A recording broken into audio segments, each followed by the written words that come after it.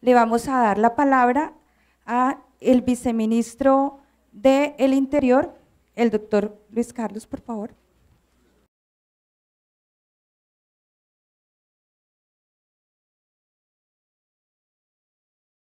Luis Ernesto, perdón.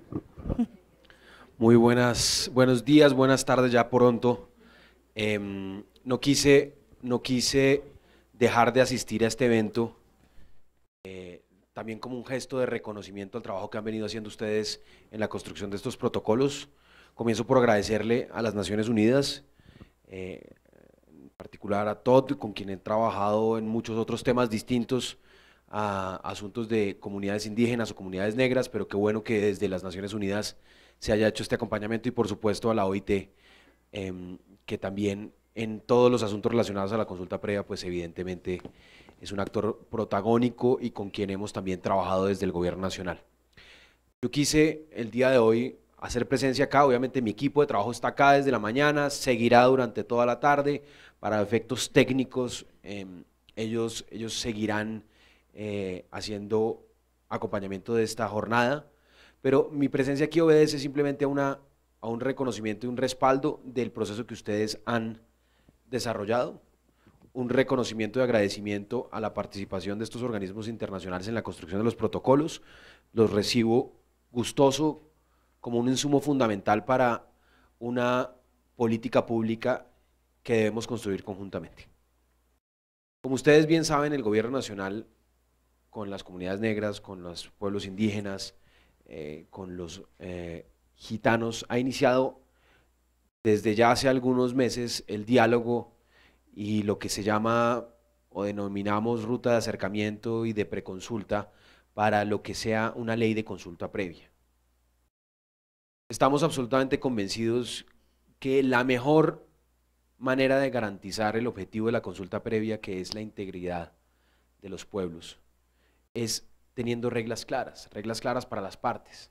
Y creemos que hoy gran parte de las dificultades que vive la consulta previa en el país, de la estigmatización, porque además quiero reconocerles que leyendo las opiniones de algunos representantes del sector privado, leyendo algunas expresiones, siento que la consulta previa hoy está indebidamente estigmatizada, que la están asociando como a un problema o a una traba para el desarrollo del país.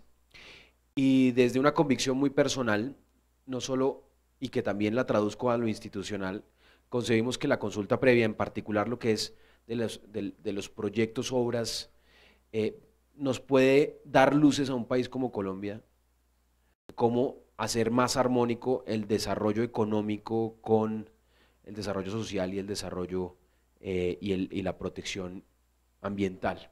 Creemos que ahí hay instrumentos que nos pueden ayudar a encontrar luces sobre cómo hacer que en Colombia, en el desarrollo de una actividad económica, podamos también tener una visión intergeneracional y poder tomar los saberes ancestrales como información valiosísima para cómo intervenir en ese territorio. Y por eso, hace algunos meses, hace unos 2, 3 meses, estuve justamente en la sierra, en un encuentro, pensando en cómo, por las particularidades que tiene la sierra, especialmente por el fallo que tiene, el fallo de la Corte relacionado con la línea negra, cómo la sierra realmente constituía un lugar especial para pensar de manera distinta la consulta previa. Y por eso, cuando les digo que tomo este insumo para trabajar y tenerlo en cuenta no solo en lo que será la reglamentación y la ley de consulta previa, la ley estatutaria de consulta previa, sino también para explorar la posibilidad de si es o no viable y en qué términos protocolos especiales para el relacionamiento y el trabajo, y si esto es una fórmula que nos permita ser más exitosos en el desarrollo de las consultas previas, pero no en el desarrollo mismo, sino también en el objetivo de la consulta previa, que es lograr la integridad de los pueblos y adicionalmente aprovechar esos saberes ancestrales en el desarrollo de nuestro país, pues esto va a ser recibido de muy buena forma. Y yo les hago una reflexión también a ustedes y un reto, y es: entendamos que la consulta previa es un problema no solo de derechos, sino también es un problema económico. Y este es el reto que yo le planteé a los hermanos mayores en la Sierra Nevada. Yo les dije, nosotros podemos hablar de los derechos y de cómo garantizar los derechos, y esto es fundamental y eso no es discutible ni es negociable, pero si queremos construir soluciones viables, sostenibles en el largo plazo, tenemos que también entender que aquí hay un problema económico de fondo. ¿Y a qué me refiero con un problema económico? Con que, y lo mencionaba ahorita el representante del pueblo arhuaco que hizo mención al tema de la minería en la sierra y al tema del uso de material de arrastre, de la minería de cantera, que es la más básica, la menos rentable. Yo les expresaba allá en la sierra una reflexión que creo que es importante para que en todos estos protocolos empecemos a pensar que la solución de la consulta previa como un mecanismo de protección y de pervivencia y de garantía de la integridad de los pueblos debe estar acompañada con fórmulas económicas es por lo siguiente. En la Sierra Nevada hay una serie de actividades económicas, que son más o menos rentables. Es mucho más rentable una actividad portuaria que la actividad de minería de arrastre. Y cuando pensamos, y hoy tenemos una tragedia, y yo lo reconozco, hoy tenemos una tragedia y es que hoy no podemos pensar la intervención en la sierra de manera integral. Hoy tenemos que abordarla por capítulos. Entonces decimos, bueno, aquí hay un señor que tiene una licencia para minería, entonces tenemos que ir a hacer la consulta previa para la licencia. Y hay un señor que tiene una licencia o está haciendo un desarrollo para una vía o para un tema de ampliación del puerto, entonces tenemos que ir a trabajar el tema específicamente. Pero si nosotros entendemos, y ahí yo creo que hay un saber importante, y entendemos que la sierra no es solo el pedazo del puerto, ni el pedazo donde está la mina, ni el pedazo donde está la fuente hídrica, sino que tiene una integralidad y que la afectación en materia ambiental de la sierra está por las acciones en este lado y en este lado, y eso no lo permite la línea negra, lo cual no nos lo permite las intervenciones en otros territorios. Si entendemos esa integralidad, podemos empezar a generar soluciones económicas de compensación. ¿A qué me refiero? En el código económico, llamémoslo occidental, en un modelo netamente capitalista occidental, pues las actividades económicas que generan mayor retorno son las que priorizamos.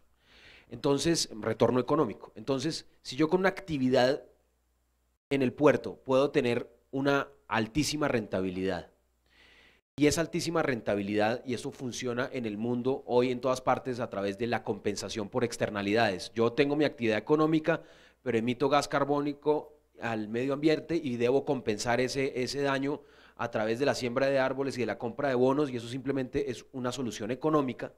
Pues entonces, si yo permito que esa actividad económica que genera mayor rentabilidad pueda compensar el no desarrollo de otra actividad económica que visto desde el código netamente capitalista da menor rentabilidad, como por ejemplo el material de arrastre, y nos pasamos al uso de la consulta previa como un mecanismo para lograr un diálogo entre esas dos visiones de mundo, nos vamos a encontrar con que seguramente los 4 pueblos de la sierra dicen: de todo lo que usted hace aquí en la Sierra Nevada, lo que más me molesta y lo que más está echando a perder la sierra es la minería de cantera. Y yo considero que hay muchos lugares donde podemos obtener material de arrastre, de cantera, que por la misma condición del lugar, de la cantera, pues ya la afectación medioambiental es mucho menor, que puede generar un sobrecosto transportar ese material de arrastre de ahí al lugar donde se va a desarrollar la obra, pero ese costo lo puede compensar plenamente la utilidad que genera otro tipo de proyectos. Entonces, con esto los quiero invitar, porque estaba haciendo una ojeada muy rápida a estos protocolos y tiene unos fundamentos esenciales en materia de derechos y de cosmovisión que son fundamentales. Pero si queremos darle una solución estructural y real y sostenible a la consulta previa, tenemos que empezar a abordar la pregunta de cómo empezamos a generar soluciones económicas, como las soluciones que están generando para la protección del medio ambiente las grandes empresas, con el reconocimiento de la compensación por generar externalidades. Y por eso la invitación es que en el desarrollo de actividades subsiguientes que estén ligadas a protocolos no descuiden ese componente y que el gobierno nacional, en cabeza del Ministerio del Interior, en particular del viceministerio, está interesado en avanzar, en mejorar el marco que rigen hoy las consultas previas desde la ley estatutaria, que buscamos concertar con las comunidades indígenas, con los pueblos afro a través del espacio nacional, y lo mismo con las comunidades roma en las próximas semanas, iniciar su trámite, pero también en lo que respecta a proyectos y el trabajo que venimos haciendo con la Sierra, también de buscar unos protocolos y de entender que hoy, con el instrumento actual, el Estado no puede simplemente decir, ah, no, es que la verdad Luis Ernesto, que es viceministro y le gusta la naturaleza y ama la sierra, entonces él va a decir que no se hagan más minería ya. Yo no tengo ese poder, Luis Ernesto Gómez no tiene ese poder. Hoy yo tengo la obligación de cumplir la ley, y la ley me dice, ese señor tiene un título, tiene una solicitud de consulta previa, o si no que me corrija la Procuraduría, usted tiene que cumplir su función de desarrollar el proceso, ir allá, desarrollar. Entonces, si no llega el señor y me disciplina y dice, usted como servidor público no está cumpliendo con su obligación era ir a tramitar la consulta previa. Entonces, entender que aquí nosotros, aunque nos enfrentemos en el desarrollo de actividades, estamos simplemente cumpliendo nuestra obligación, y por eso, como los servidores públicos, solo podemos hacer lo que la norma nos permite, no lo que queremos. Los independientes como ustedes, los no servidores públicos, pueden hacer todo lo que la norma no les prohíbe expresamente. En cambio, nosotros solo podemos hacer eso que la norma expresamente nos permite. Y por eso es tan importante que las normas nos orienten a los servidores públicos para desarrollar los procesos de consulta previa de la mejor manera. Entonces, muchas gracias por este espacio, muchas gracias a ustedes por permitir que en algo tan importante para el país como la consulta previa tengamos y contemos con más herramientas de juicio, con una visión absolutamente estructurada, documentada, no solo fruto de una reunión que podamos desarrollar, o como lo estuvimos en la Sierra, o como la podamos tener en el Cauca con los pueblos Nasa, sino fruto de un trabajo. Aquí ya tenemos recogida su posición, nosotros tenemos una posición distinta a la de ustedes, como ustedes lo saben, pero la concertación es más fácil si tenemos puntos de partida tan sólidos como esto. Entonces, pues bienvenido el diálogo sobre estos insumos, bienvenida también los escenarios de concertación, y creo que aquí no somos antagonistas, aquí no está el gobierno, está el gobierno en contra de las comunidades. Yo creo que los dos perseguimos exactamente el mismo objetivo, que es asegurar que ese derecho fundamental sea efectivo y garantice realmente lo que debe garantizar, y para eso una revisión normativa es urgente. No nos digamos mentiras, si no logramos tener un marco normativo distinto, vamos a estar enfrentándonos en la Sierra diciendo, discúlpeme Cabildo, discúlpeme Mamo, pero es que yo tengo que venir a hacer la consulta previa porque me lo ordena la ley. El señor radicó esta vaina hace 2 años y yo tengo que venir a hacer la consulta previa, y sí, el señor lo va a hacer minería y tiene derecho porque tiene su título. Entonces, si no empezamos a cambiar el marco normativo, nos vamos a seguir enfrentando, pero no por falta de voluntad, sino por una realidad que obliga hoy a los servidores públicos a trabajar como trabajamos. Les agradezco mucho, les deseo entonces que sea una jornada muy productiva. Muchas gracias, doctor Luis Ernesto Gómez. De acuerdo con nuestra agenda, entonces invitamos al Ministerio Público.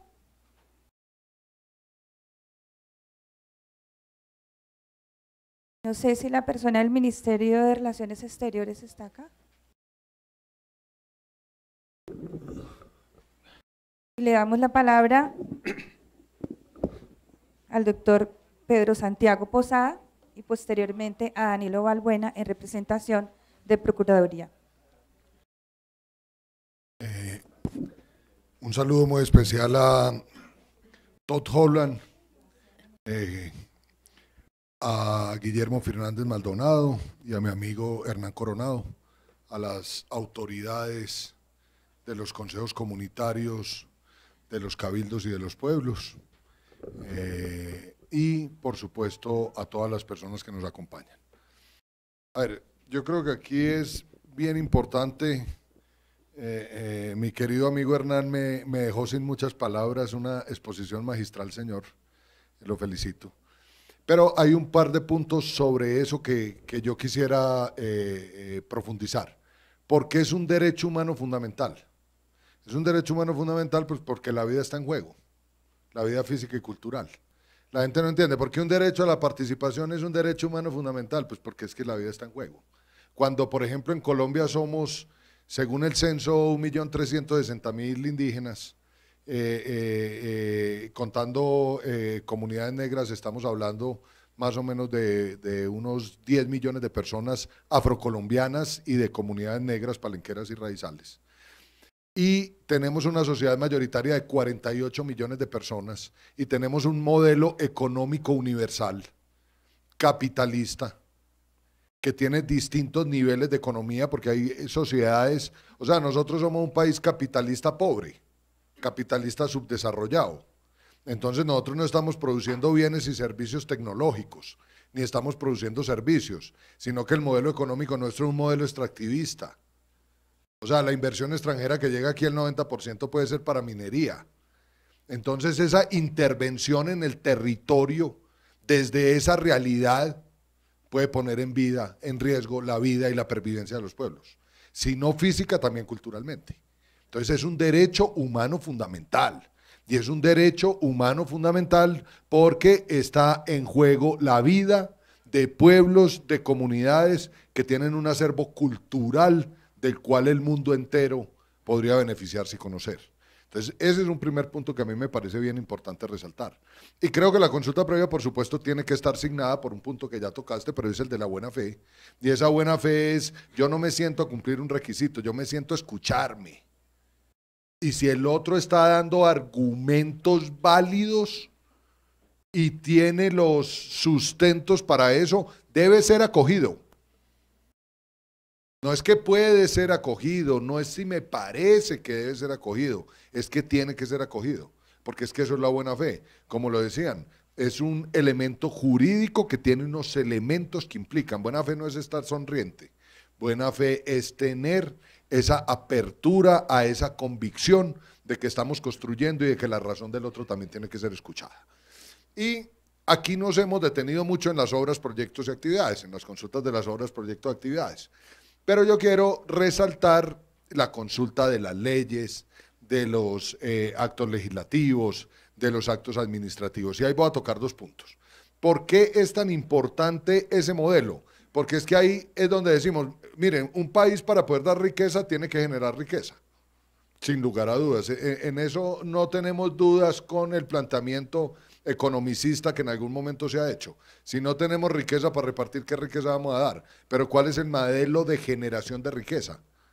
Esa es la pregunta, ¿cuál es el que queremos? ¿El modelo de generación de riqueza que queremos es el minero energético extractivista o podemos fijarnos en otros modelos de generación de riqueza?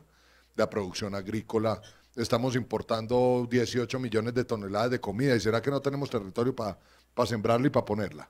¿Cómo es la distribución territorial? ¿Qué estamos haciendo con nuestros territorios? ¿Qué estamos haciendo con las medicinas que tenemos? La misma minería. Hay un concepto, hay un estudio que acaba de salir muy interesante de la Contraloría General de la República, donde hubo unos 30 o 40 ambientalistas y personas de alto grado del país estudiando eso, y dice, no dicen no a la minería porque algo de minería, el agua es un mineral, pues para que no vamos más lejos, la minería la necesitamos, pero dicen minería necesaria, no minería para generación de riqueza, y riqueza para quién, modelos redistributivos, todo lo demás. Entonces no echemos en saco roto la consulta, no de las obras, proyectos, actividades, sino la consulta de las políticas públicas, de los actos legislativos y de las leyes y de los actos administrativos, porque ahí es donde podemos decidir el modelo. Y ahí tenemos que distinguir dos tipos de consultas: las consultas populares, que hoy tienen vacíos sobre los alcances jurídicos de las mismas. Hoy la Corte Constitucional no lo ha dicho todavía, y la consulta previa, son dos mecanismos distintos. Pero quiero decirles, para mí como abogado, a los pueblos indígenas, a las comunidades negras, a la comunidad afrocolombiana, al pueblo palenquero, al pueblo raizal, al pueblo gitano, los dos modelos le aplican. El hecho de que los pueblos étnicos tengan derecho a la consulta previa no quiere decir que no puedan tener derecho a la consulta popular. Y ahí sí podemos votar sí o no sobre los modelos y sobre las prácticas que queremos tener. Entonces es bien importante que tengamos ese concepto en mente de cuáles son los alcances, a dónde queremos ir, que no solo son las obras, proyectos, actividades, cuál es el modelo que queremos, cuál es el modelo que queremos para el país y cómo lo vamos a hacer. Y no olvidemos que esto es un derecho humano fundamental, y es un derecho humano fundamental porque conlleva la vida y la pervivencia de los pueblos. Yo creo que extenderme más sería repetir sobre lo que ya han hablado. Creo que ha sido una discusión muy rica. Los saludo, muchas gracias por esas intervenciones, muchas gracias por la presencia de todos y pues estamos para que defendamos los derechos de las comunidades y los pueblos. Muchas gracias, doctor Posada. Damos la palabra al doctor Danilo Balbuena. Bueno, muy buenas tardes.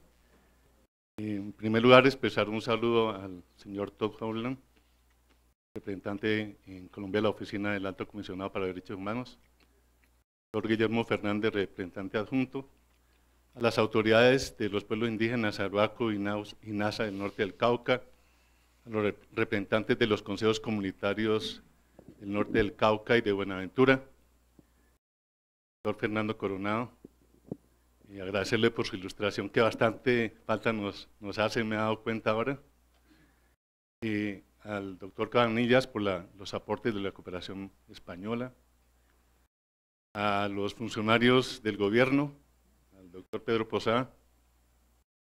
Intervenir de último tiene ventajas y desventajas. Desventajas porque prácticamente lo han dicho todo, entonces se le agota a uno el libreto. Quiero también expresar un saludo en nombre del señor Procurador, quien se excusa por no poder participar en este importante evento, pero está en el Chocó atendiendo situaciones que tienen que ver precisamente con comunidades indígenas y negras que constituyen la mayor parte de la población de ese departamento.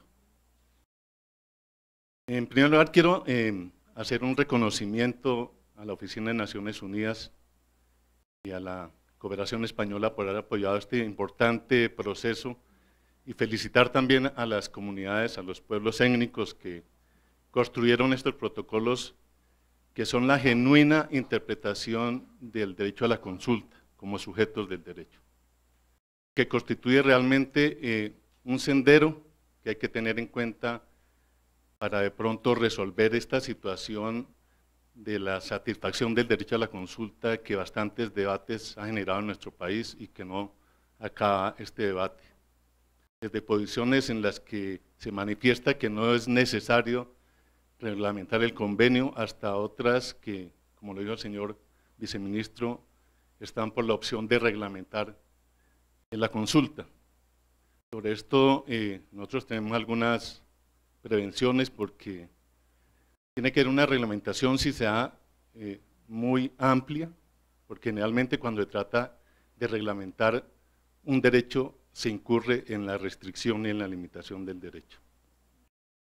Entonces es un llamado a las autoridades para que se avance cuidadosamente en la reglamentación. Manifestarle a las comunidades que el hecho de recibir estos protocolos hoy constituye un compromiso muy grande para la Procuraduría, un compromiso que vamos a cumplir, que vamos a hacerle seguimiento a la implementación de sus protocolos, como un referente que seguramente será importante para otras comunidades y para la institucionalidad. Desde la Procuraduría, bajo el nuevo modelo de derecho que se adoptó para Colombia en el año 91 como Estado Social de Derecho, y que conllevó también un gran compromiso de implementar profundas reformas para políticas sociales y económicas para lograr una igualdad real de los colombianos, y que en ese nuevo orden constitucional se consagró el principio de diversidad étnica y cultural como un fundamento de ese Estado Social de Derecho, que implicó desde luego varias tareas y varias responsabilidades, como el reconocimiento de derechos especiales para estas poblaciones, en el cual el Estado colombiano ha avanzado, y no es un secreto que Colombia hoy es reconocido en el concierto internacional como uno de los países más avanzados en legislación, en la expresión de normas de protección a los derechos de los pueblos indígenas, de las comunidades negras, del pueblo gitano. Y También la jurisprudencia nuestra, en nuestra Corte Constitucional, ha avanzado significativamente en este reconocimiento. Por otra parte, la adecuación institucional que esto implica. También se reconocen importantes avances, pero todavía falta un esfuerzo mayor para lograr que esos derechos y esas garantías se brinden de la manera más eficaz a los grupos étnicos. Sobre todo en el nivel territorial hay mucha debilidad en esta materia. Y por último, algo a lo que ya se han referido, que es las políticas públicas. Tenemos muy buenas normas, tenemos instituciones, pero creo que todavía estamos en mora de configurar una política pública eficaz y real para garantizar los derechos de los pueblos indígenas y de las comunidades étnicas en general.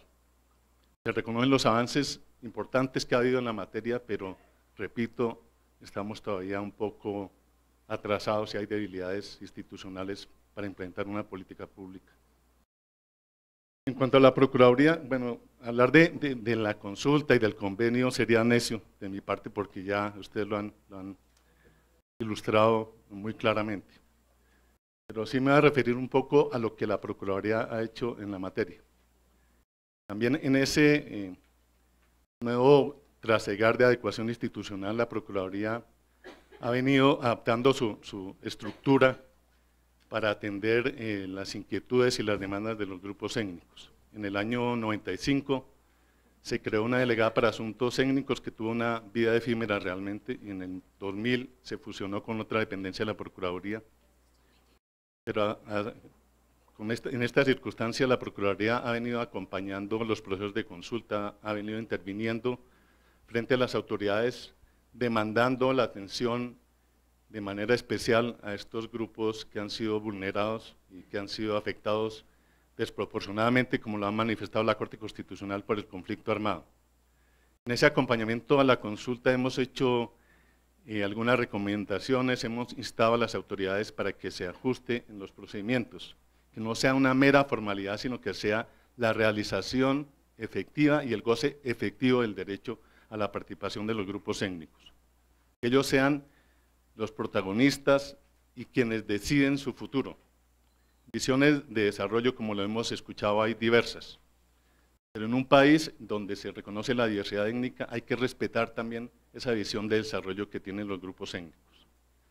En este sentido, hemos acompañado consultas previas para proyectos, obras, actividades, para expedición de normas legales, como los últimos planes de desarrollo, que estuvimos con la Defensoría, los decretos, leyes para víctimas de grupos étnicos, y últimamente con el tema de las iniciativas legislativas para el desarrollo y la implementación de los acuerdos de paz que suscribió el gobierno y las FARC, haciendo un llamado al gobierno para que se tenga en cuenta que hay un capítulo en esos acuerdos, que es el capítulo 5, donde se establecieron unos principios y unas salvaguardas, el artículo 6, perdón, donde establecieron salvaguardas y principios para el tema de los grupos étnicos, para la consulta de los grupos étnicos. En eso la Procuraduría ha hecho pronunciamientos mediante comunicados públicos y requerimiento al gobierno para que ese proceso se adelante ciñéndose a los estándares internacionales y nacionales y la jurisprudencia en materia de consulta previa.